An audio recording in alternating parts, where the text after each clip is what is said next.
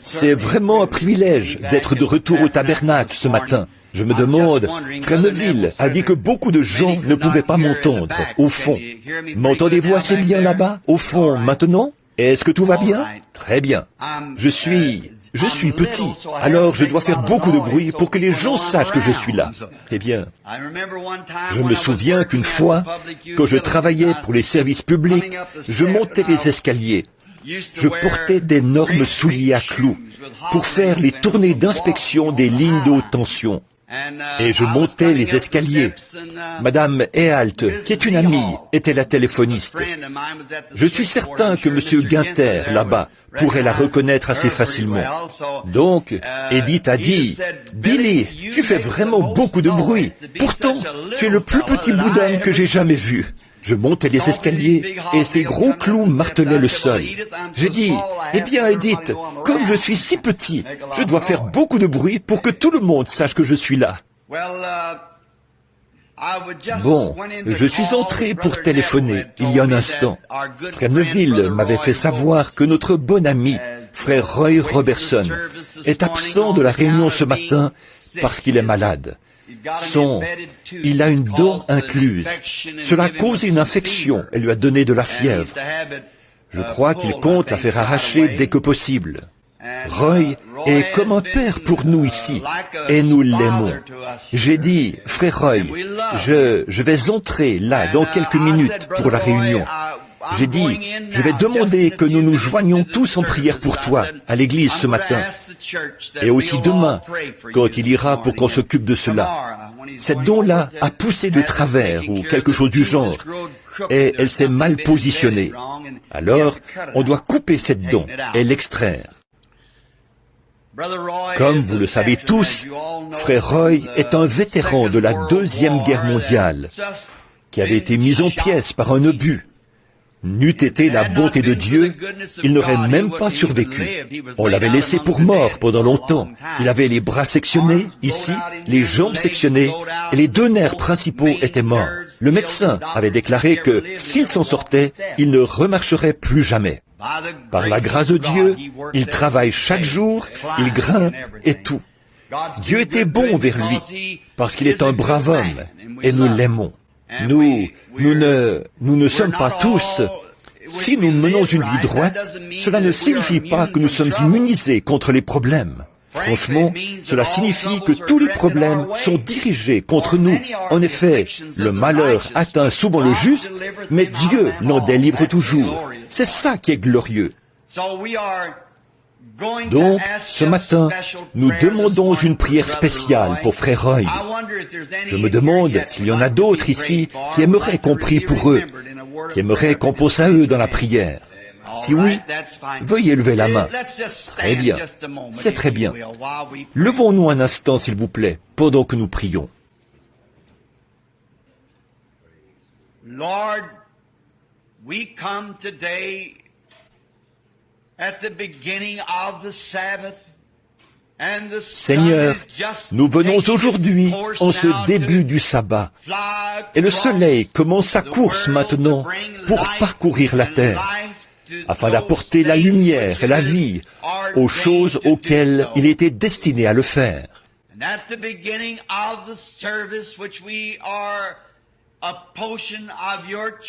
Et en ce début de réunion, nous sommes une partie de ton Église qui a été appelée à tenir des services de guérison pour la guérison physique du corps. Ce, afin d'accomplir la volonté et les désirs de notre Seigneur béni, lui qui a été blessé pour nos transgressions et par les meurtrissures duquel nous avons été guéris. Nous voulons donc demander en ce début de réunion, qui prend son envol par les cantiques, comme nos cœurs commencent à s'élever, nous voulons avoir une pensée ce matin, Seigneur, pour notre cher et précieux frère Roy Robertson, ton humble serviteur. Nous savons que tu lui as épargné la vie sur le champ de bataille et que tu as été bon vers lui. Voici qu'aujourd'hui, il est affligé par la maladie, si bien qu'il n'a pas pu venir à l'église. Seigneur, pendant qu'on priait dans la maison de Jean-Marc, un ange est descendu dans la prison où Pierre était lié, a mystérieusement ouvert les portes et l'a fait sortir. Ô Seigneur, tu es toujours Dieu. Ces mêmes anges sont à tes ordres ce matin. Seigneur, nous prions que, pendant que nous t'adressons cette prière ici, dans la maison de Dieu, les anges aillent dans la maison de frère Robertson. Son désir, c'est d'être ici, à son poste, mais il en était empêché par ce malaise. Puissent les anges de Dieu le délivrer et le rétablir, afin qu'il reprenne son poste dans la maison de Dieu. Il y a d'autres personnes qui ont éprouvé des difficultés, qui ont été malades. Nous avons vu une femme âgée qui a levé la main au moment où elle allait s'asseoir. Elle vacillait sur ses pieds. Elle est venue à la maison de Dieu pour être guérie. Fais, Seigneur, qu'elle ressorte d'ici en marchant avec la souplesse et la vigueur d'une jeune femme.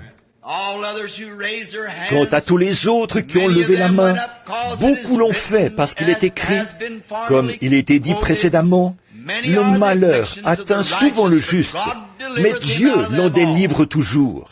Puissions-nous nous envoler aujourd'hui dans la foi, dans les bras de la foi, qui nous délivreront de toute maladie et de toute affliction. Quand la réunion sera terminée, qu'il n'y ait plus un seul faible parmi nous.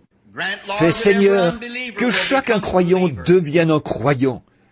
Et alors que nous méditerons sur ta parole, puisse le Saint-Esprit la prendre, la placer dans notre cœur et l'arroser jusqu'à ce qu'elle devienne le fruit de la parole. Fais-le pour nous, Seigneur, alors que nous courbons humblement la tête et que nous le demandons au nom de Jésus. Amen. Vous pouvez vous asseoir. Juste avant d'aborder le message de la réunion de ce matin, j'ai une annonce à faire et j'aimerais avoir un peu de votre attention. S'il y en a parmi vous qui sont en vacances et qui voudraient assister à l'une des réunions qui auront lieu à compter de lundi de la semaine prochaine, à Middletown dans l'Ohio, sachez que ce sera au terrain de camping. Jean, est-ce que tu connais le nom de ce terrain de camping? Frère Sullivan, Middletown est une petite ville, je dirais presque comme Jeffersonville ici. C'est un centre pour le basketball. C'est frère Sullivan qui est pasteur là-bas. N'importe laquelle des églises du plein évangile, et il y en a plus d'une soixantaine qui collaborent à ces réunions, pourra vous indiquer l'emplacement de ce terrain de camping. Il y aura beaucoup de maisonnettes au terrain de camping, comme on me l'a dit, pour loger ceux qui voudraient venir. Les réunions se tiendront du lundi au samedi, soit 6 jours. Mais à cause des autres églises, il n'y aura pas de réunion le dimanche pour leur permettre d'avoir leur service habituel. On aura peut-être des services de guérison ou la prière pour les malades chaque soir. Et tout le monde est invité. Ce sera du 10 au 15 août, du lundi au samedi. Si vous prenez vos vacances et si vous avez planifié des vacances et que vous désirez les passer de cette manière-là, eh bien, nous serons certainement contents de vous avoir parmi nous.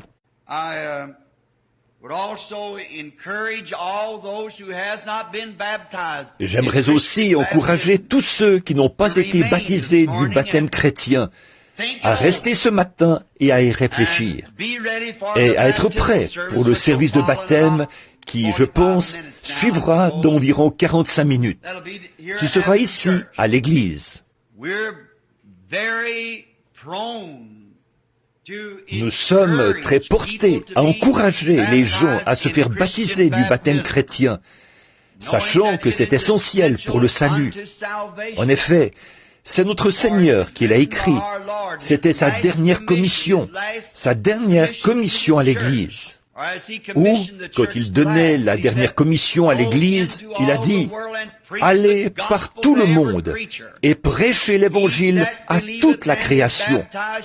Celui qui croira et qui sera baptisé sera sauvé.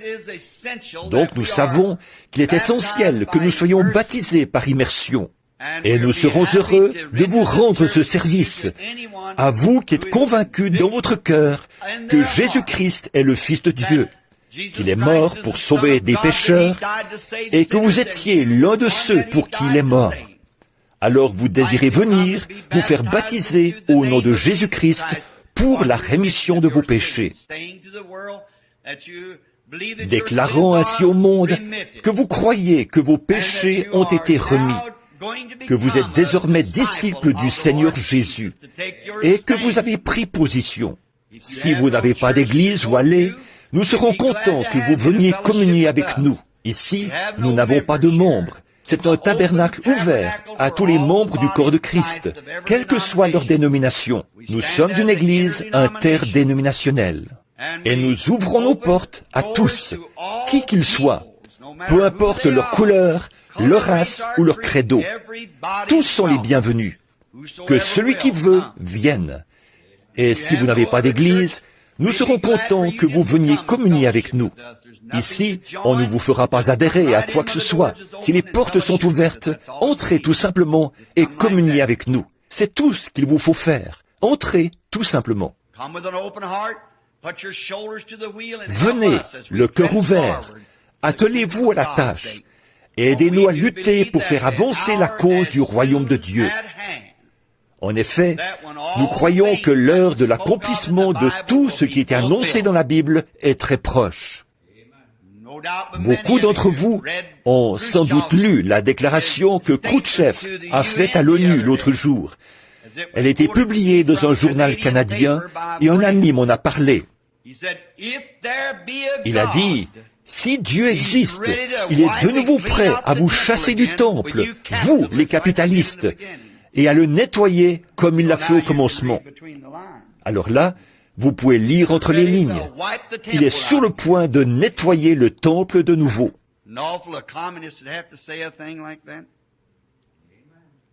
N'est-ce pas terrible d'entendre de telles choses de la bouche d'un communiste? Toutefois, il avait raison, c'est vrai. Au commencement, ce sont les capitalistes qui ont causé le désordre. Les capitalistes, c'est nous.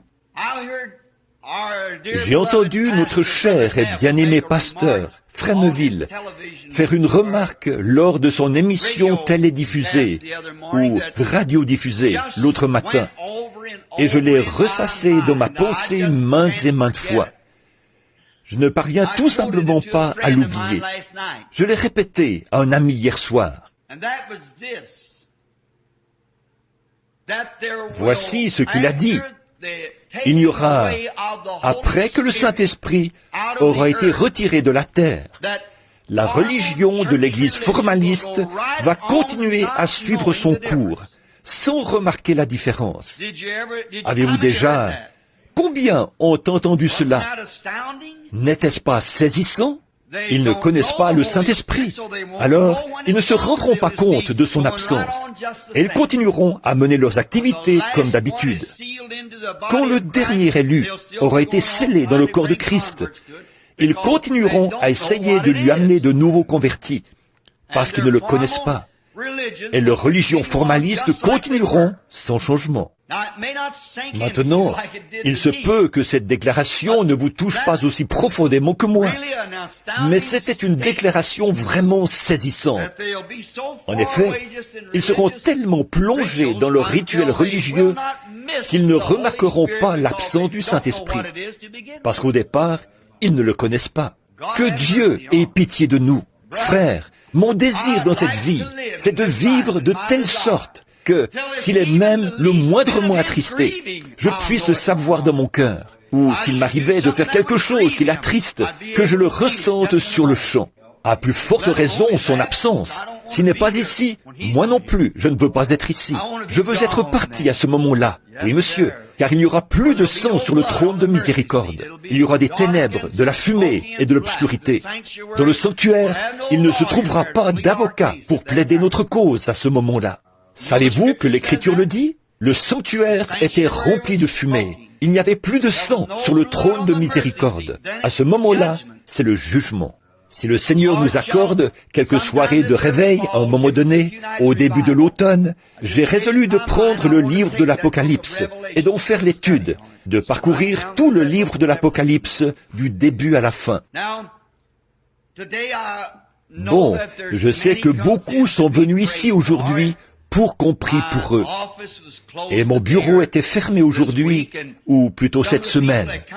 Certaines personnes y sont allées, mais on n'a pas pu prier pour elles là-bas, parce que les frères avaient pris quelques jours de congé pour se reposer. Ils ont beaucoup à faire. En plus de leur propre travail, ils doivent s'occuper du tabernacle, de mes appels téléphoniques et tout. Avec tout ça, on a vite les nerfs à fleur de peau. Donc, c'est pour cette raison-là. Et c'est mon cas. Je sais que, de temps en temps, je dois partir quelque part, faire autre chose. Et je sais que pour eux, c'est pareil. Alors, ils m'ont téléphoné. J'ai dit, il n'y a aucun problème, je pense. Nous allons donc prier pour les malades dans quelques instants. Je me suis dit que nous lirions quelque chose dans la parole de Dieu. Si vous avez vos Bibles maintenant, prenons le livre d'Ésaïe. J'aime bien vous voir sortir votre Bible et lire. If you know more than just one or two words we read, yet it's God, eternal, Je lis, même si on ne lit qu'une ou deux paroles, c'est néanmoins la parole éternelle et immortelle de Dieu. Elle ne passera jamais. Ésaïe, chapitre 55, thème, le salut éternel.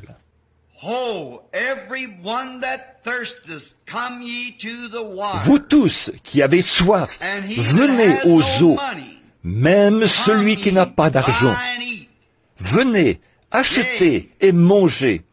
Venez, achetez du vin, du lait, sans argent, sans rien payer.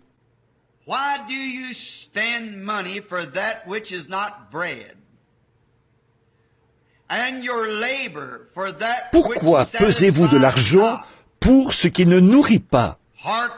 Pourquoi travaillez-vous pour ce qui ne rassasie pas? Écoutez-moi donc, et vous mangerez ce qui est bon, et votre âme se délectera de mets succulents.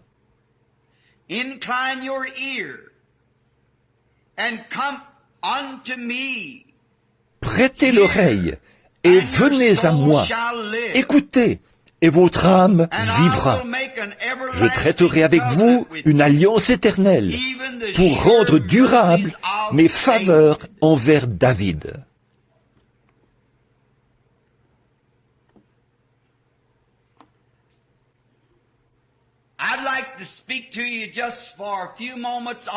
Je voudrais vous parler pendant quelques instants sur le sujet « Sans argent, sans rien payer ».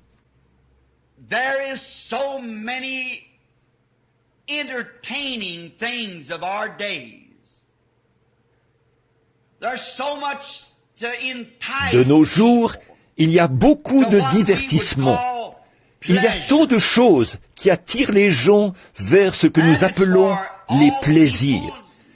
Il y en a pour tout le monde, pour tous les âges.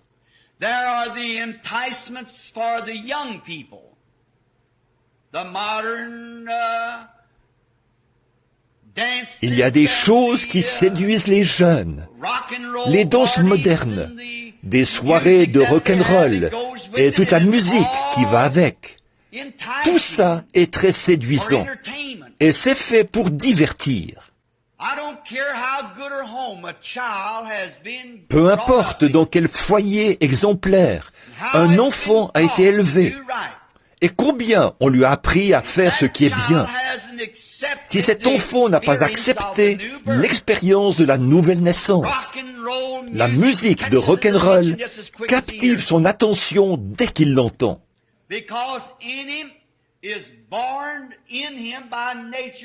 Parce qu'il y a en lui, de naissance, par nature, un esprit charnel.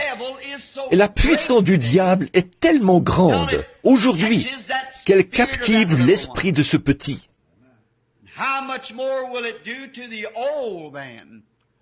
Alors, à combien plus forte raison aura-t-elle cet effet sur les plus âgés, qui ont rejeté la nouvelle naissance? Puisqu'il faut nécessairement que votre vie ait été changée, que vous soyez convertis et nés de nouveau dans le royaume de Dieu. Vous aurez toujours la nature des choses du monde. Peu importe combien vous êtes religieux, à moins qu'en vous, il y ait eu ce changement. Vous aurez beau adorer et être religieux, cela exercera toujours un pouvoir d'attraction sur vous, parce que ce vieil homme du péché et ses désirs ne sont pas encore morts en vous. Mais dès que vous laissez Christ monter sur le trône de votre cœur, ces choses-là ne dérangent plus. C'est tellement plus grand. Je suis incapable de nommer cet homme, parce que son nom m'échappe pour l'instant. Mais beaucoup d'entre vous se souviendront de lui. Il se raconte qu'il y avait une île où les hommes se tenaient en embuscade, et les femmes sortaient en chantant. Et leurs chants étaient si envoûtants que les marins qui passaient par là, en bateau, entraient dans l'île. Alors ces soldats sortaient de leur embuscade, se jetaient sur ces marins sans défense et les tuaient. Et un certain illustre homme devait passer par cette île-là. Il a ordonné à son équipage de l'attacher à un mât et de lui mettre quelque chose dans la bouche pour l'empêcher de crier. Et il a mis des bouchons dans les oreilles de son équipage pour qu'il n'entende pas ses chants. Et, à cause de ces chants, soit tenté de se rapprocher de l'île. Alors les femmes sont sorties, elles dansaient et s'écriaient et chantaient. Et oh, c'était si merveilleux qu'il s'était écorché les poignets en criant à son équipage, « Accostez! Accostez !» Mais il leur était impossible de l'entendre. Ils avaient les oreilles bouchées. Ensuite, il a navigué jusqu'à un certain endroit où on devait lui démater ou plutôt lui détacher les mains, et où il devait leur enlever les bouchons des oreilles. Là-bas, en se promenant dans les rues, il a entendu un musicien jouer quelque chose qui était bien plus excellent que ce qu'il avait entendu précédemment, à tel point que, lorsqu'ils sont passés de nouveau près de l'île, on lui a dit, « Oh, illustre navigateur, veux-tu qu'on t'attache de nouveau au mât ?» Il a répondu, « Non, laissez-moi libre.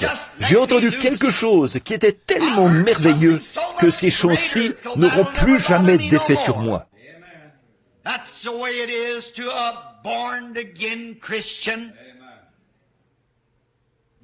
Il en est de même pour les chrétiens nés de nouveau. Ils ont trouvé quelque chose qui est bien plus merveilleux que le rock'n'roll et les divertissements de ce monde. C'est le Saint-Esprit qui les divertit. C'est bien plus merveilleux que tout cela, au point que, pour eux, le monde est mort.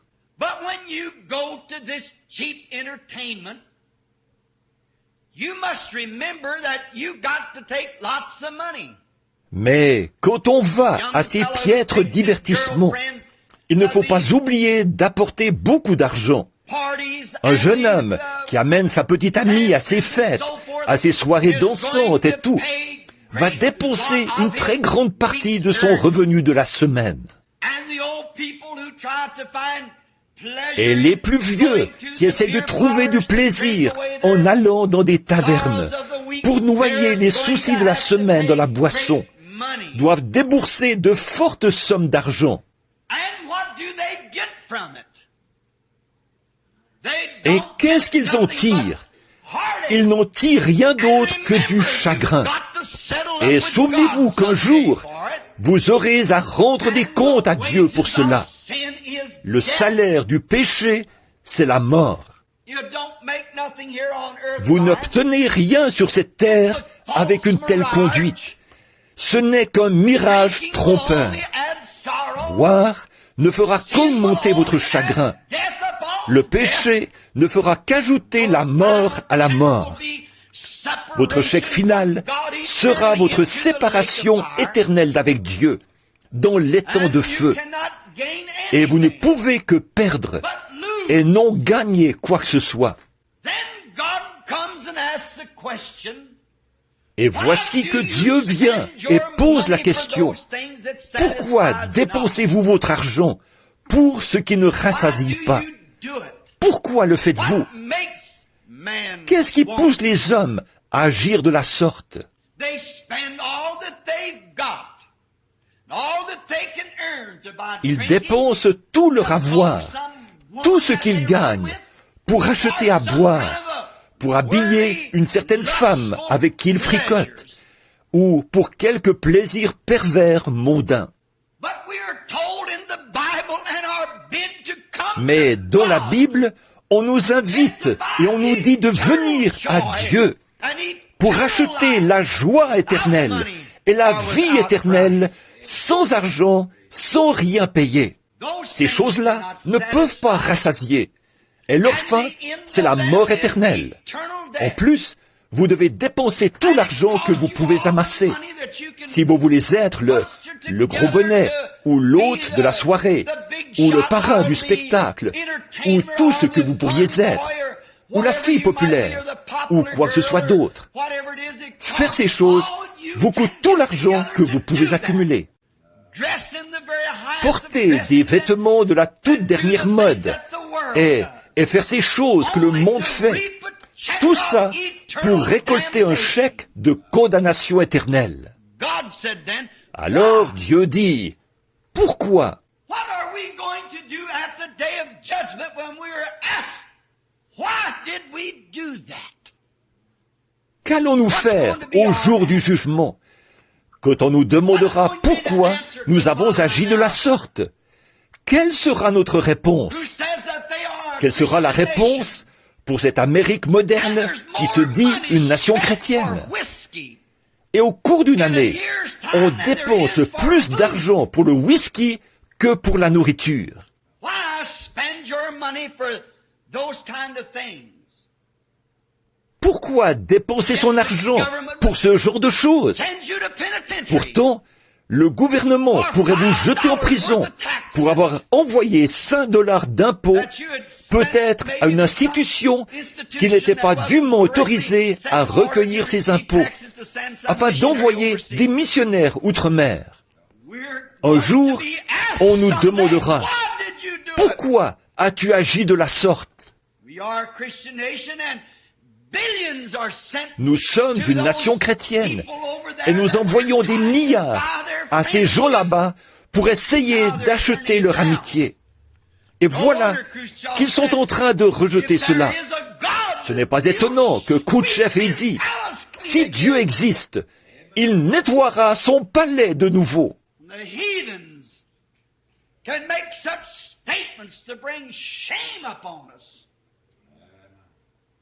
De telles déclarations venant des païens devraient nous couvrir de honte. Que c'est ridicule. Et nous nous disons chrétiens. Dieu a dit, venez, achetez la vie éternelle, sans argent, sans rien payer. La vie, vivre éternellement. Et nous nous détournons de cela. Nous lui rions au nez. Qu'allons-nous faire ce jour-là? Qu'est-ce qui arrivera si Dieu nous assigne des missions, nous donne de l'argent et fait de nous la nation la plus riche sous le ciel? Alors Dieu nous demandera ce que nous avons fait de cela. Pourquoi dépensons-nous notre argent pour ce qui ne rassasie pas? Pas seulement la nation, mais chaque individu, qu'on ait reçu quelques sous ou des millions de dollars.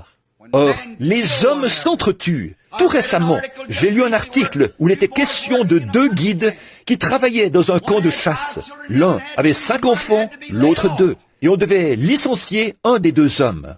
Et le guide qui avait 2 enfants, ou celui qui en avait 5, s'est dit qu'il avait plus besoin de son emploi que l'autre qui avait 2 enfants. Alors, il est allé chasser avec son collègue. Et là, il lui a tiré une balle dans le dos. L'argent. C'est ça le genre de nation. C'est ça le genre de sentiment. C'est ça le genre d'esprit qui domine sur les gens. Alors, on peut voir que la nouvelle naissance est absolument essentielle. Il faut que vous naissiez de nouveau. Il le faut. Venez à moi et achetez sans argent. Vous ne pouvez pas dire « je n'avais pas d'argent ». Vous n'avez pas besoin d'argent. C'est un don gratuit. Nous, les Américains, Nous sommes tellement portés à tout payer. C'est notre slogan. Nous payons tout. Nous avons de l'argent. Nous exhibons nos dollars dans les autres pays et tout, les pays pauvres. Ils arrivent là, on voit arriver les touristes, avec tout ce tape à l'œil. Des Américains, alors on fait leurs 4 volontés. Aux yeux de Dieu, toutes ces choses sont des gains sordides. Ça ne pourra pas nous procurer une place au ciel. Mais en Amérique, pour acquérir quoi que ce soit, il faut payer. Vous allez au restaurant pour prendre votre dîner. Si vous ne déposez pas de l'argent sur la table, en guise de pourboire pour la serveuse, elle fronce les sourcils. Pourtant, elle reçoit un salaire de l'entreprise qui l'emploie. En plus, vous avez intérêt à ce que ce pourboire corresponde à au moins 10% de votre facture. Sinon, aux yeux de cette serveuse, vous passerez pour un avare ou une espèce de grippe-sous. Pourtant, elle a un salaire. À mon avis, c'est une disgrâce et une honte d'agir ainsi. Je crois que ça jette le discrédit sur la nation. Par le passé, de braves gens, de bons restaurants ne permettaient pas cela. Mais cet esprit commence à gagner tout le monde. Je devais faire un voyage en train et en porteur. Je tenais une petite mallette dans une main, une valise dans l'autre, ma trousse de rasage sous le bras, et je marchais. Le porteur s'est approché et a dit « Puis-je vous être utile et porter ça ?» J'ai dit « Oh, monsieur, je vais juste là, à ce train. Merci quand même. » À environ 30 mètres. Il a dit « Je m'en charge. » Et il a pris ce petit bagage, l'a soulevé et s'est mis à marcher. Eh bien, quand il est arrivé à destination, je me suis dit que j'allais peut-être... Je savais qu'il était payé pour ça, mais que j'allais lui donner un demi-dollar. Il avait probablement porté mes bagages, disons, pendant 1 minute, à peu près d'ici jusqu'au bout de ce tabernacle, pour atteindre le train. Je suis monté dans le train en premier, et je me suis courbé pour récupérer mes sacs. Je lui ai donné un demi-dollar. Il a dit, « Un instant !» J'ai dit, « Qu'y a-t-il, monsieur ?» Il a dit, « J'ai porté vos 3 sacs. » J'ai dit, « Oui, monsieur, c'est vrai. » Quoi? Quel est le problème? Il a dit, « Mon tarif de base est de 25 cents par sac. Vous me devez encore 25 cents. » Voyez, ça, c'est l'américanisme. Il faut tout payer. Vous conduisez votre voiture. Vous tombez dans un fossé et vous faites appel à quelqu'un pour vous sortir de là. Vous feriez mieux de vous préparer à payer parce que vous recevrez une facture pour cela. Si une dépanneuse vient vous remorquer votre voiture, on vous fera payer un certain montant par kilomètre. Et si c'est le fermier qui sort son tracteur, 9 fois sur 10, ce sera encore plus cher. Il y a un prix à payer pour tout travail à faire. Pour toute chose, payez, argent, payez, argent. Et combien plus profond est le fossé dans lequel le péché vous a plongé. Qui donc aurait pu vous sortir du fossé du péché? Mais Dieu vous sort du fossé du péché sans argent, sans rien payer. Alors que personne n'aurait pu vous en faire sortir. Si vous ne payez pas chèrement la dépanneuse pour qu'elle vous tire du fossé, vous resterez là. Ou bien vous avez l'argent, ou bien vous restez dans le fossé. Mais le pire fossé dans lequel vous avez jamais été, c'est celui dans lequel le diable vous a jeté. Le fossé du péché et de l'incrédulité.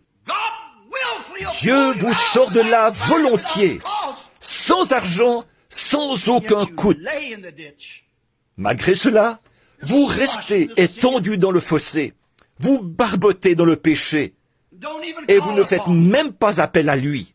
Quand la dépanneuse arrive, on déploie habituellement une grande chaîne dans le fossé. On l'accroche au pare-choc et tout, et on commence à tourner la manivelle. Alors, la puissance du véhicule se met en branle, les moteurs se mettent en marche, et ça vous sort du fossé. Quand Dieu vous trouve dans le fossé du péché, et vous entend l'invoquer, il fait descendre une chaîne qui a été attachée au calvaire.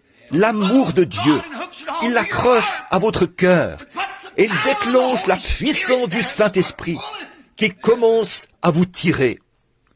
et ça ne vous coûte rien. Pourtant, nous restons dans le fossé, parce que nous ne pouvons pas payer cela de nos poches. Nous, les Américains, nous croyons pouvoir payer cela de nos poches, mais c'est impossible. C'est sans argent, sans rien payer. On n'achète pas cela à l'église. Jésus l'a payé au calvaire. Mais les gens en ont honte. Ils le veulent à leur façon. Dieu a pourvu d'un moyen pour que vous le receviez. C'est gratuit, si vous voulez l'accepter. La plupart du temps, quand on vous sort du fossé, vous êtes couvert d'égratignures. Vous devez aller à l'hôpital. Et avant qu'on ne commence à vous soigner, avant de faire quoi que ce soit, on demande, qui va payer la facture? Si nous devons recoudre vos blessures, si nous devons y verser de l'huile et vous faire des injections pour vous vacciner contre la septicémie, quelle couverture d'assurance avez-vous? Avant de faire quoi que ce soit, il s'assure que l'argent est bel et bien disponible. Mais notre Seigneur, quand il entoure votre cœur de sa chaîne d'amour et vous tire du fossé du péché, il guérit chaque cœur brisé, ôte tout le péché. Et la facture, il la jette dans la mer de l'oubli. Et cela ne sera plus jamais retenu contre vous. Venez, sans argent, sans rien payer. Peu importe la gravité de vos blessures, peu importe la gravité de vos meurtrissures, peu importe comment votre famille a agi ou ce que vous avez fait, il n'y a aucune facture à payer. Il guérit les chagrins, ôte toutes vos peines. Il a été blessé pour nos transgressions, brisé pour nos iniquités. Le châtiment qui nous donne la paix est tombé sur lui, et c'est par ses meurtrissures que nous avons été guéris. Tout ça, c'est gratuit. Et nous refusons de recevoir cela, parce que sur nous domine un mauvais esprit.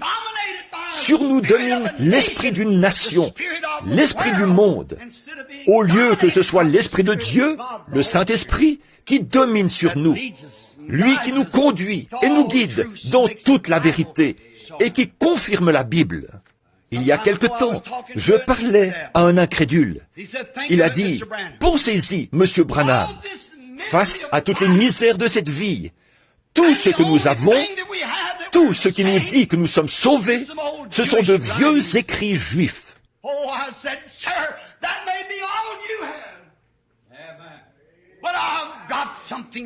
Oh, j'ai dit, « Monsieur, c'est peut-être tout ce que vous avez, mais moi, j'ai plus que ça. J'ai l'esprit de celui qui a écrit cela, qui le confirme et qui accomplit chaque promesse. » Il ne savait plus quoi dire. Voyez, vous devez venir acheter sans argent, acheter sans rien payer. Ça ne coûte rien. C'est gratuit. Que celui qui veut vienne. Dieu vous sort du fossé.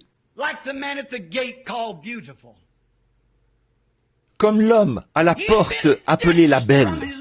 Dès le ventre de sa mère, le diable l'avait jeté dans le fossé en le rendant impotent des pieds. Son gagne-pain était de demander l'aumône aux passants. Et assis à la porte ce matin-là, il a vu venir 2 prédicateurs pentecôtistes. Il n'avait pas même une pièce de 10 cents, car il a dit, « Je n'ai pas d'argent. » La pièce de 10 cents, c'est la plus petite pièce d'argent. Je n'ai ni argent, ni or. Cet homme a dû penser quelque chose du genre. Inutile de leur présenter mon bol. Peut-être qu'il essayait d'économiser suffisamment d'argent. Il était âgé de 40 ans. Peut-être essayait-il d'épargner suffisamment d'argent pour que les médecins lui fabriquent une paire d'appareils orthopédiques qui lui permettent de marcher, car c'est au niveau des chevilles qu'il était affaibli.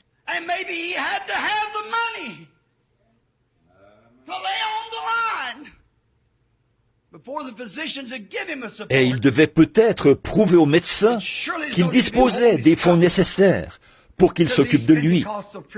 Certainement, il était inutile qu'il présente son bol à ces prédicateurs pentecôtistes aux poches vides. La possibilité qu'ils reçoivent un seul sou de ces gars-là était très mince. Mais quand il a fixé les yeux sur leur visage, l'un d'eux, jeune, le teint rayonnant de jeunesse, l'autre, âgé et ridé, alors que Pierre et Jean montaient vers la porte, il a remarqué quelque chose dans le jeune homme.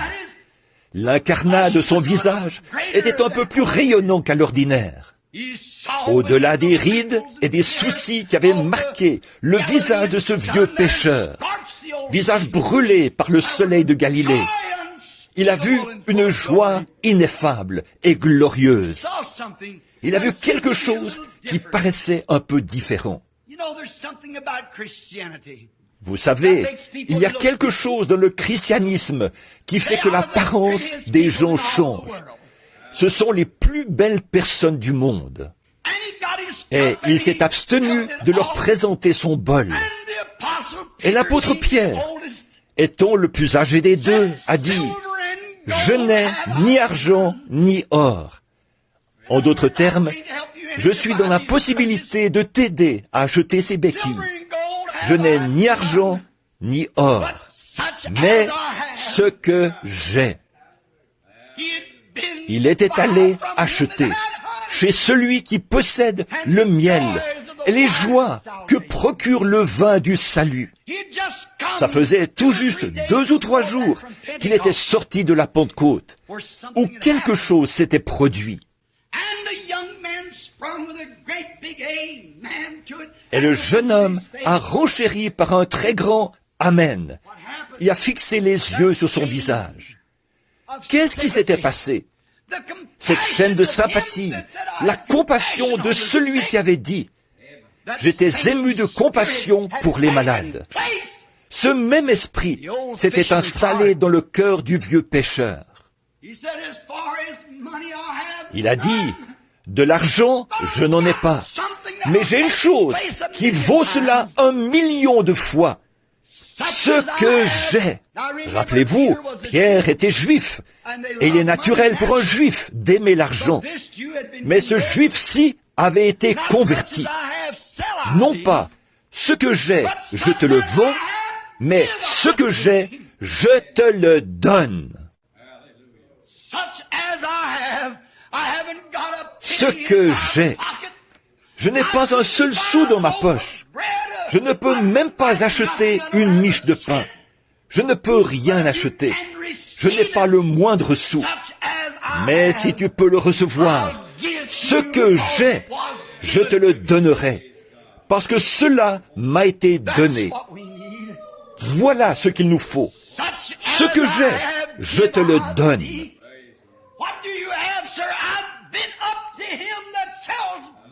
Qu'avez-vous, monsieur? J'ai rencontré celui qui vend le lait et le miel, sans qu'on ait à payer. Je vais te le donner. Tu ne me dois rien pour cela. Si tu peux le recevoir, je vais te le donner. Pas comme des gens qui font payer, mais comme ceux qui donnent. En effet, comme vous avez reçu gratuitement, donnez gratuitement. C'était la commission qu'il avait reçue de son Seigneur, juste 3 jours auparavant. Allez par tout le monde et prêchez l'Évangile. Celui qui croira et qui sera baptisé sera sauvé. Celui qui ne croira pas sera condamné. Voici les signes qui accompagneront ceux qui auront cru. En mon nom, ils chasseront les démons. Ils parleront de nouvelles langues. S'ils boivent quelques breuvages mortels, il ne leur fera point de mal. S'ils saisissent des serpents, cela ne leur fera point de mal. Vous avez reçu gratuitement, donnez gratuitement. Ce juif-là avait été transformé. Ce qu'il nous faut en Amérique, c'est une transformation. C'est que le Saint-Esprit prenne la place de certains de nos rituels religieux. Vous avez reçu gratuitement, donnez gratuitement. Ce que j'ai, je te le donne. Au nom de Jésus-Christ de Nazareth, lève-toi et marche. La foi en ce nom pur du Créateur. Ce n'est pas étonnant qu'il se soit mis à sauter, à bondir et à louer Dieu. Oh, vous savez, ce qui rend ça glorieux, peut-être que ça faisait 40 ans qu'il s'asseyait là, essayant de gagner suffisamment d'argent pour s'acheter des béquilles. Mais il n'y parvenait pas. Mais là, dans le lieu le plus inattendu, au moment le plus inattendu, il a reçu des gens les plus inattendus, les plus banals, ceux qu'il désirait. Je suis vraiment content que Dieu procède ainsi.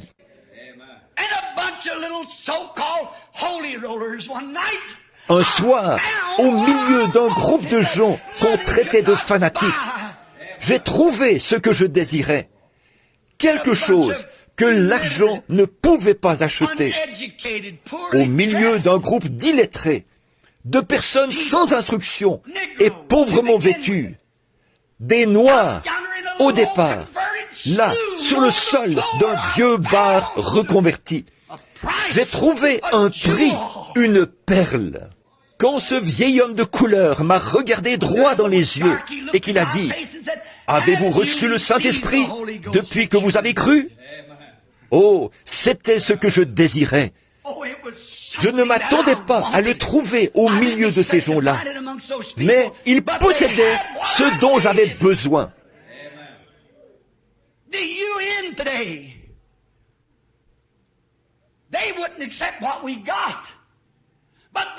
Aujourd'hui, l'ONU n'accepterait pas ce que nous avons, mais c'est ce qu'il lui faut.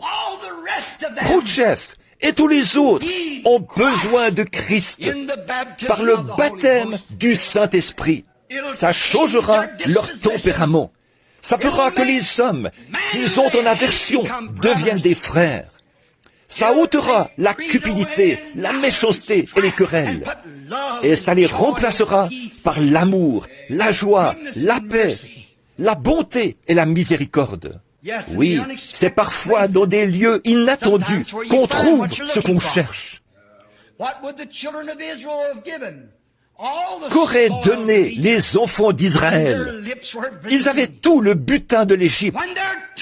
Quand leurs lèvres saignaient et que leur langue pendait hors de leur bouche, ils auraient donné tout l'or dont ils avaient dépouillé les Égyptiens en échange d'une bonne gorgée d'eau fraîche. Dans le désert, leurs conducteurs les avaient conduits d'oasis en oasis. Des fosses aux sources, tout était à sec. Et là, c'est arrivé, sans argent, sans rien payer. La voix a parlé au prophète qui a dit « Parle au rocher ». La chose la plus sèche du désert. Une chose qui n'a absolument rien à voir avec l'eau. Là, leur soif a été étanchée, sans argent, sans rien payer. Parle au rocher. Non pas paye le rocher, mais parle au rocher. Il est encore le rocher ce soir. Il est un rocher dans une terre altérée. Si vous cheminez dans une terre altérée, parlez au rocher. Nul besoin de le payer. Parlez-lui. Et il est un secours qui ne manque jamais au temps de la détresse. Si vous êtes malade, parlez au rocher. Si vous êtes malade à cause du péché, parlez au rocher. Si vous êtes abattu, parlez au rocher. Voyez, on se serait attendu à la trouver. S'il n'y avait pas une goutte d'eau là-bas, dans ces petits endroits où se trouvaient des sources, on se serait attendu à ce qu'il n'y ait pas d'eau là-haut, sur cette montagne, près du rocher. Dieu fait les choses à l'opposé de ce que pense l'homme. Le rocher, c'est la chose la plus sèche du désert. Mais il a dit, parle au rocher. Aujourd'hui, les gens sont si séduits. Ils pensent qu'il suffit d'aller réciter des prières, de payer un prêtre pour qu'il dise quelques prières pour eux. Acheter tout à prix d'argent. Si on projette de bâtir une grande église quelque part, un certain homme riche financera les travaux, continuera à vivre dans la convoitise, demandera à un autre de prier pour lui, en pensant que c'est suffisant. Dieu ne veut pas de votre argent souillé. Tout ce qu'il veut, c'est que votre dévouement et votre vie lui parlent. Dieu vous a donné de l'argent. Ne le dépensez pas pour des choses qui ne rassasient pas. Dépensez-le pour des choses qui rassasient. Mais pour ce qui est de la véritable satisfaction, vous ne pouvez pas l'avoir tant que vous n'avez pas parlé au rocher. Il a fait couler l'eau qui donne la vie, sans argent, sans rien payer. Ils se sont abreuvés, ont abreuvé leurs chameaux et leurs enfants. Et cette source d'eau coule encore dans le désert. Et aujourd'hui, dans cette terre altérée, il demeure le rocher pour un peuple qui périt. Quiconque croit en lui ne périra point, mais il aura la vie éternelle. Remarquez, chaque soir, ils n'avaient pas à se demander s'ils auraient du pain. Du pain frais leur était apporté chaque soir. Aujourd'hui, nous allons acheter du pain. Si vous êtes un mendiant et que vous allez au magasin et dites « J'aimerais avoir une miche de pain », on vous dira « Montrez-moi d'abord vos 25 cents. Vous devez me donner 25 cents pour cette miche de pain. » Et quand vous recevez ce pain, qu'est-ce que vous avez là? Ici, on dévie un peu, mais bon, ce que vous avez là, c'est le moindre des nutriments que contient le blé. On en extrait toute la vitamine, tout le son pour nourrir les cochons. On mélange de la pâte pour fixer le son, on tamise cela et on fabrique du pain. Et très souvent, c'est avec des mains sales, souillées. Voyez ce que vous trouvez parfois dans votre pain.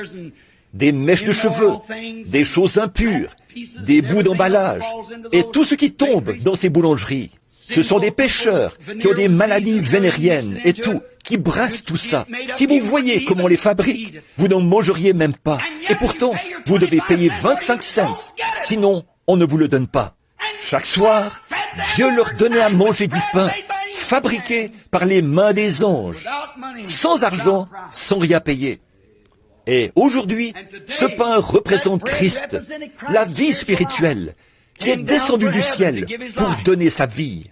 Et chaque jour, Dieu donne une nouvelle expérience à ses enfants. Souvenez-vous, s'ils gardaient ce pain jusqu'au lendemain, ils se contaminaient.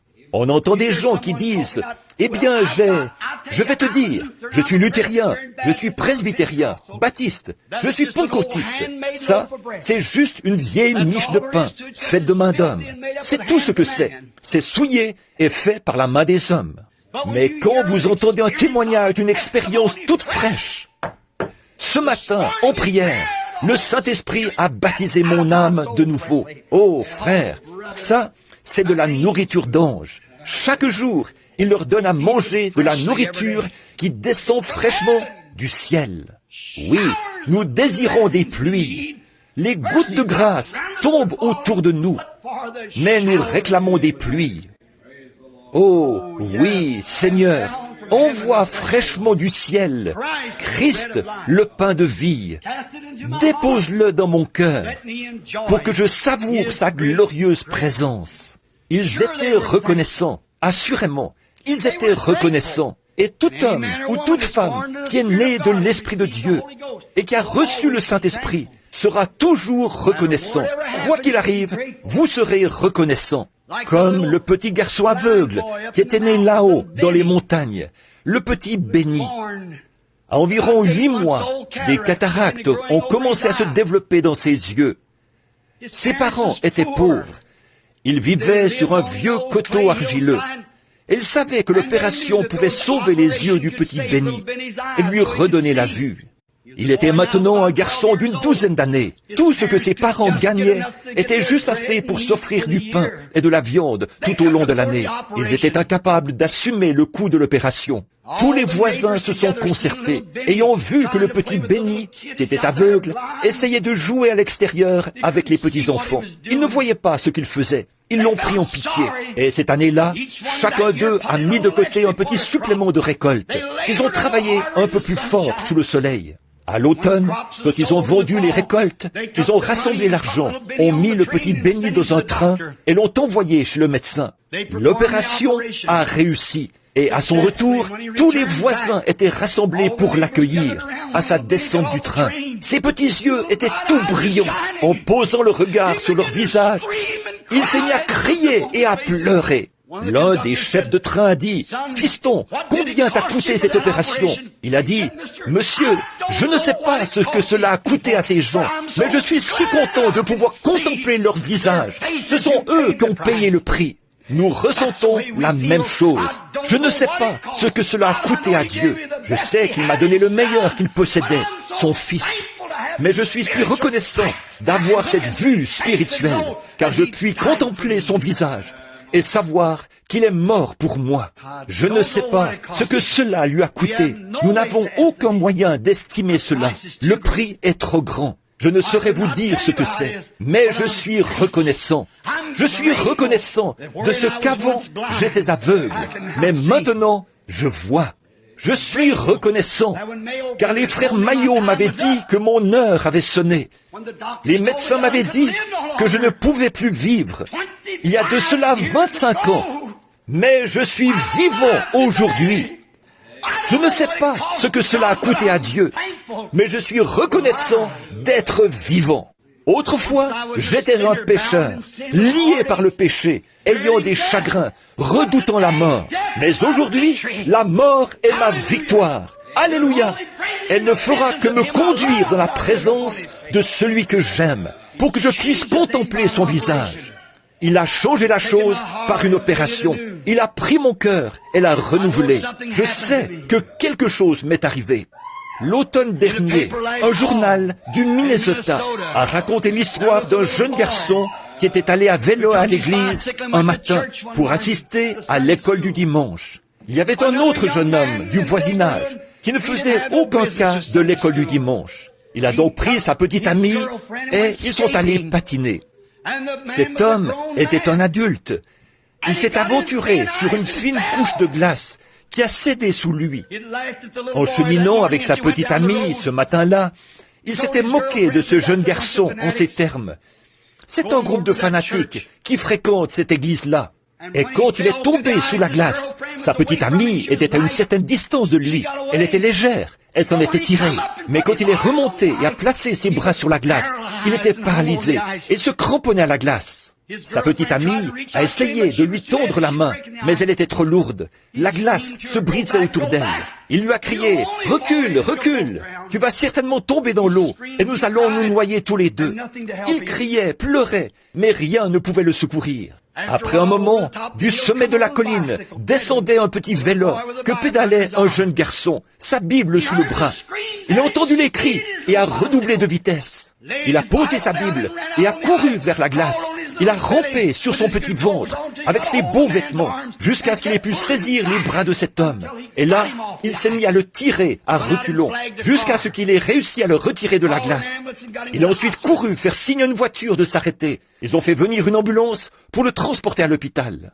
Après avoir payé le service des ambulances et honoré la facture des médecins pour les injections qu'il avait reçues contre la pneumonie et pour tous les autres soins, il est allé rencontrer le jeune garçon. Il a dit, « Fiston, qu'est-ce que je te dois ?» Il a dit, « Rien. » Il a dit, « Je te dois ma vie. » Réfléchissez à ça. L'argent ne pouvait pas acheter cela. C'était sa vie. Nous devrions ressentir la même chose envers Dieu. Non pas chercher à obtenir quelque chose à prix d'argent, mais nous devons notre vie à Dieu, car nous étions mourants. Nous nous enfoncions dans le fossé du péché. Dieu m'a entouré de ses bras et m'a revêtu de sa robe. Naufragé de l'océan, du péché le plus noir, enfoncé profondément, je coulais sans espoir. Mais le grand maître des flots, en entendant mon cri, vint et me mit aussitôt en sûr abri. Je lui dois ma vie. Vous lui devez votre vie. Vous lui devez votre vie pour le servir. Pas pour la donner, déambuler partout en vantant votre église dénominationnelle. Pas pour aller ça et là en critiquant les autres, mais pour essayer de servir et de sauver les autres. les amener à la connaissance du Seigneur Jésus-Christ. Le Fils prodigue. Pour conclure, j'aimerais dire ceci. Après qu'il avait dissipé tous ses biens, les biens de son père, en vivant dans la débauche, alors, au moment de retourner à la maison, couché dans une porcherie, il est revenu à lui-même. Il s'est dit, combien d'ouvriers chez mon père sont dans l'abondance, et moi ici, je meurs de faim. Qu'est-ce qui se serait passé s'il s'était dit, je me demande, est-ce que j'ai l'argent qu'il faut pour rembourser à papa ce que j'ai dépensé en vivant dans le désordre? Mais il connaissait la nature de son père. Alors il s'est dit, je me lèverai et j'irai vers mon père. Son père n'a jamais dit, un instant mon fils, est-ce que tu me rapportes mon argent? Non, il ne lui a jamais fait payer ses péchés. Il était heureux de son retour. Il était heureux qu'il soit revenu à lui-même, parce que c'était son fils, c'était son propre enfant. Il était heureux qu'il ait pris le chemin du retour vers la maison. Bien sûr, il n'approuvait pas son péché, mais il était heureux qu'il soit revenu à lui-même et qu'il ait dit, j'ai péché contre mon Dieu et contre mon Père. Je me lèverai et j'irai vers lui. Et quand il l'a vu, là-bas au loin, il a couru vers lui et l'a embrassé. Et il a dit, tuez le veau gras, sans argent. Apportez la plus belle robe, sans argent. Apportez l'anneau, sans argent. Mettez-lui l'anneau au doigt. Mangeons, buvons et réjouissons-nous, car mon fils que voici était perdu et il est retrouvé. Il était mort et il est revenu à la vie. Réjouissons-nous de cela. Mes amis, permettez-moi de dire ceci pour terminer. La seule chose qui rassasie, les seules choses qui sont véritables, les seules choses qui sont bonnes, sont des choses qui ne s'achètent pas à prix d'argent. Ce sont des dons gratuits de Dieu que nous offre Jésus-Christ. Le salut de l'âme, la joie. Venez, mangez et rassasiez-vous. Pourquoi pesez-vous de l'argent pour ce qui ne nourrit pas? Pourquoi travaillez-vous pour ce qui ne rassasie pas? Écoutez-moi attentivement, et vous mangerez ce qui est bon, et votre âme se délectera des mets succulents. Prêtez l'oreille et venez à moi. Écoutez, et votre âme vivra. Je traiterai avec vous une alliance éternelle pour rendre durables mes faveurs envers David. Toutes les choses qui sont durables, qui sont bonnes, qui sont agréables, qui sont éternelles, sont gratuites.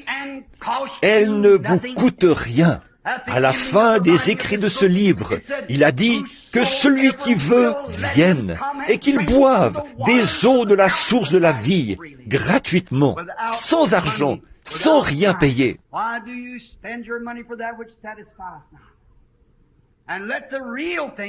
Pourquoi dépensez-vous de l'argent pour ce qui ne rassasie pas? Et laissez-vous les choses véritables, qui sont gratuites et qui rassasient, vous échapper. Prions. Pendant que vous priez en silence, y a-t-il dans ce bâtiment ce matin des gens qui jusqu'ici ne buvaient pas à cette source? Vous avez encore les désirs du monde dans votre vie, mais vous aimeriez changer de lieu où vous abreuvez ce matin, ou tirer un autre intérêt de votre argent. Vous aimeriez venir acheter de Dieu, sans argent, sans rien payer, du miel et du lait, les joies du vin. Voulez-vous lever la main pour dire, pensez à moi, frère Branham, dans votre prière. Que Dieu vous bénisse, monsieur. Que Dieu vous bénisse, monsieur. Que Dieu vous bénisse, ma sœur. Y a-t-il d'autres personnes qui voudraient dire, pensez à moi, frère Branham, dans votre prière? Certains d'entre vous, les jeunes, oui, vous qui avez gaspillé vos biens, les heures que votre mère et votre père ont passées en prière pour vous, tout ce qui vous a été enseigné, vous vous êtes détourné de cela pour écouter ce que vous chuchote le diable. Maintenant, vos désirs se portent vers la musique du monde, les choses du monde, et vous êtes en train de revenir à vous-même, comme le fils prodigue dans la porcherie. Voulez-vous lever la main, ma sœur, mon frère, pour dire « Oh Dieu, souviens-toi de moi. Fais-moi revenir à moi-même ce matin. Permets que je revienne à la maison du Père. » Ça ne vous coûte absolument rien. Il vous attend. Peu importe ce que vous avez fait, si vos péchés sont comme le cramoisi, ils deviendront blancs comme la neige. S'ils sont rouges comme la pourpre, ils deviendront comme la laine. Ceux qui sont concernés dans la présence divine maintenant, voulez-vous lever la main? Que ceux qui sont malades et ont un besoin disent « Je suis tombé dans un fossé. Satan m'a fait du mal. Il m'a rendu impotent, m'a rendu malade ou quelque chose. » Ce matin, je désire que la chaîne de Dieu, la foi, descende dans mon cœur afin de me sortir de ce fossé, comme l'homme qui était à la porte appelé la belle. Levez la main. Que Dieu bénisse chacun de vous. Seigneur, à cette heure, je te présente ceux qui ont levé la main pour demander le pardon de leurs péchés. Tu es Dieu, le seul Dieu. Là où ils sont assis en ce moment, c'est là que tu leur as parlé. C'est là que tu les as convaincus qu'ils avaient tort. Quand la parole a retrouvé sa place et que le Saint-Esprit a commencé à parler et a dit « Tu as tort, fais demi-tour et reviens à Dieu, au Père ». Ils ont alors levé la main pour montrer qu'ils veulent quitter cette porcherie terrestre, pour venir à la maison du Père, là où c'est l'abondance, là où ils n'auront rien à apporter. Comme le poète l'a si bien dit, « Je n'ai rien à t'apporter, mais à ta croix, je veux rester. » Puissent-ils venir avec douceur, avec humilité, et, convaincus de leur culpabilité, t'abandonner leur vie. Alors, tu apporteras la plus belle robe et leur mettras un anneau au doigt, et tu leur donneras à manger la manne de l'agneau immolé. Accorde-le, Seigneur. Il y en a qui sont malades et affligés. Ils ont un besoin. Sans doute que Satan les a jetés, eux aussi, dans un fossé. Ils n'ont pas l'argent qu'il faut pour subir une opération. Sans doute que pour bon nombre d'entre eux, une opération n'est peut-être même pas possible. Peut-être que le médecin ne réussirait pas à extirper le mal, même si on lui donnait de fortes sommes d'argent. Mais tu es Dieu. Alors, je prie qu'à cette heure même, sous l'onction du Saint-Esprit, qui est présent en ce moment, tu guérisses chacun d'eux, qu'ils soient entièrement guéris de la tête aux pieds. S'ils n'ont pas la joie, s'ils ne peuvent plus se réjouir de leur salut, comme David l'a dit autrefois, « Rends-moi la joie de mon salut ». Qu'ils reçoivent la joie et le bonheur, là où ils avaient la tristesse et la lassitude, car tu es un rocher dans une terre altérée. Tu es un refuge à l'heure de la tempête. Quand le diable projette sur eux chaque maladie et chaque missile, tu es un refuge à l'heure de la tempête. Ô Dieu, qu'il en soit ainsi aujourd'hui, car nous le demandons au nom de Jésus. Amen.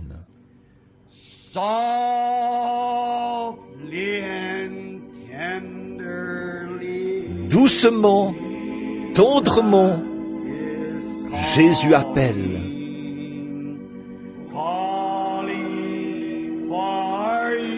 Nous appelle, vous et moi.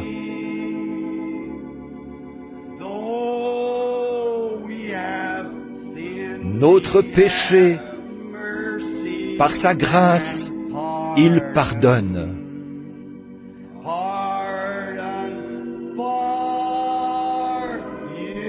Nous pardonne,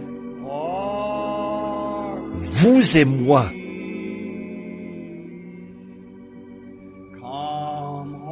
Venez, maintenant, si vous désirez venir vous agenouiller devant l'autel pour que nous puissions prier avec vous, vous oindre, faire tout ce que nous pouvons. Vous êtes les bienvenus. Chargés, venez à moi.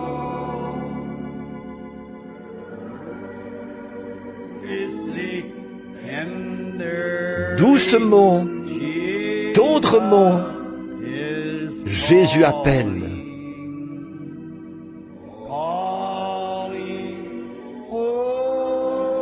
Venez.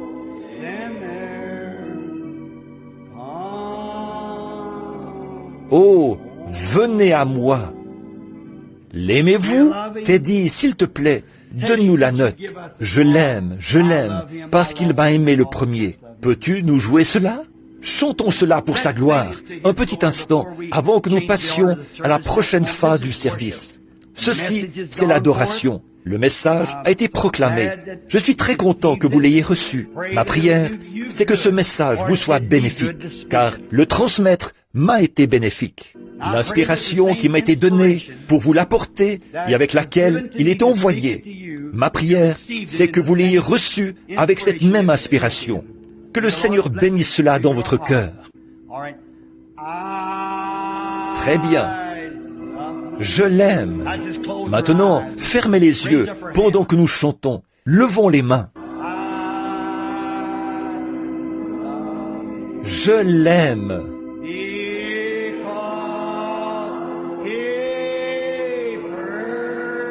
Parce qu'il m'a aimé le premier.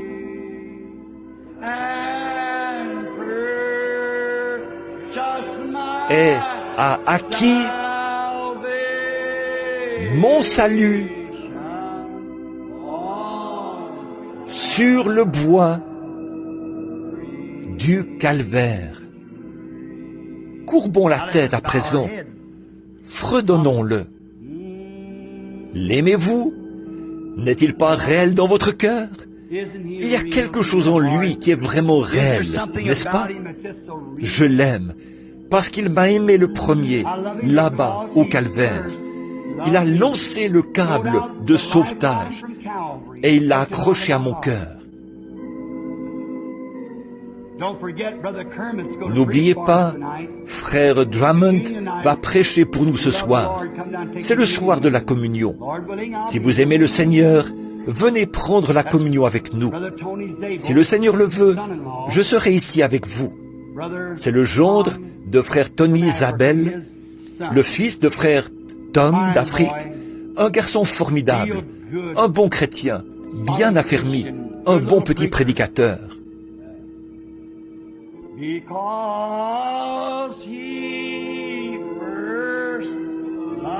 Parce qu'il m'a aimé le premier.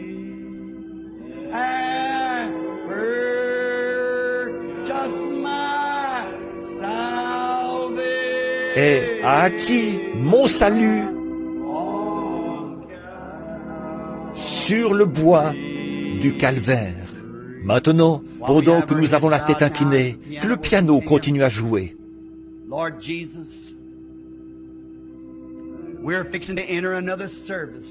Seigneur Jésus, nous nous préparons à commencer un autre service, Seigneur. Nous te remercions pour le Saint-Esprit qui a parlé à nos cœurs. Nous sommes heureux, Seigneur, que tu aies fait cela pour nous. Et puisse ta parole ne pas retourner à toi sans effet, mais qu'elle accomplisse son but. Puisse-t-elle demeurer dans nos cœurs à tous, afin que nous reconnaissions que toutes les choses véritables, les choses durables, viennent de Dieu, sans argent, sans rien payer. Alors, pourquoi aurions-nous à lutter pour des choses, en faire une question de vie ou de mort, alors que ces choses périront? Donne-nous de lutter plus, Seigneur, pour des choses qui ne périront pas, pour des choses qui n'ont pas de prix. Le prix a été payé gratuitement et une invitation nous a été adressée. Que celui qui veut vienne. Bénis la suite de ce service. Accorde-le, Seigneur, et viens nous rencontrer ce soir. Bénis le service de baptême. Qu'il y ait une grande effusion. Ces gens qui se feront baptiser au nom de ton Fils bien-aimé, le Seigneur Jésus, puissent-ils être remplis du Saint-Esprit. Ces gens qui ont levé la main pour indiquer qu'ils se repentaient de leurs péchés ce matin, puissent-ils venir mettre des vêtements de baptême est descendre dans le baptistère pour démontrer au monde que leurs péchés leur ont été pardonnés. Et ils se font baptiser pour la rémission de ceux-ci, pour qu'ils soient effacés du livre. Accorde-le, Seigneur. Sois avec frère Drummond ce soir, alors qu'il nous apportera son message tout frais du trône, oins-le du Saint-Esprit. Et sois avec nous pendant que nous prendrons la communion, que nos cœurs soient nettoyés et purs, qu'il n'y ait aucune souillure en nous, que le sang de Jésus nous purifie de tout péché. Accorde-le, Seigneur. Garde la maladie loin de nous et donne-nous la joie et la paix. Nous le demandons par Jésus-Christ. Amen. Je l'aime. L'aimez-vous? Maintenant, levez les mains vers lui. Je l'aime. Maintenant, tendez le bras et serrez la main à quelqu'un près de vous. Premier, si je mourais aujourd'hui, je l'aime. Et c'est ça, tendez le bras et serrez la main à ceux qui sont autour de vous. Salut sur le calvaire. Très bien. Je remets la parole à Frère Neville. Très bien.